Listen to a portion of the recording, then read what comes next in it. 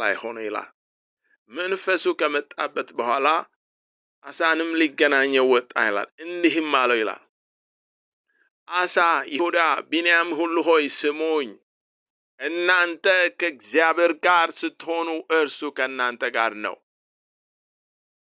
እግዚአብሔር ከእኛ ጋር የሚሆነው እኛ ከእግዚአብሔር ጋር ስንሆን ነው። ከእግዚአብሔር ጋር ካልሆንን፣ ከእግዚአብሔር ጋር ህብረት ከሌለን እግዚአብሔር እንዴት ከኛ ጋር ሊሆን ይችላል? ይሄ መርህ ነው።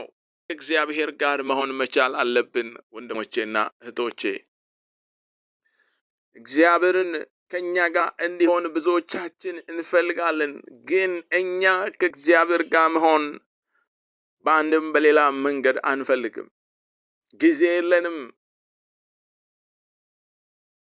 ስለዚህ እናንተ ከእግዚአብሔር ጋር ስትሆኑ እርሱ ከእናንተ ጋር ነው አላቸው። ይህንን ነብዩ የሚናገረው መንፈስ ወርዶበት ነው። እግዚአብሔር ከእናንተ ጋር መሆን ብቻ አይደለም፣ እንዲህም አላቸው፣ ብትፈልጉት ይገኝላችኋል አለ። ብትፈልጉት ይገኝላችኋል። እግዚአብሔር እኛ ከሱ ጋር ከሆንን እሱንም ብንፈልገው እግዚአብሔር የሚገኝ አምላክ ነው። ራሱን የሚሸሽግ አምላክ አይደለም። ነገር ግን ብትተውት ግን ይተዋችኋል ይላል። እግዚአብሔርን ብንተው ምን ይሆናል ካልን መጽሐፍ በዚህ እንደሚናገረው እርሱም ይተወናል።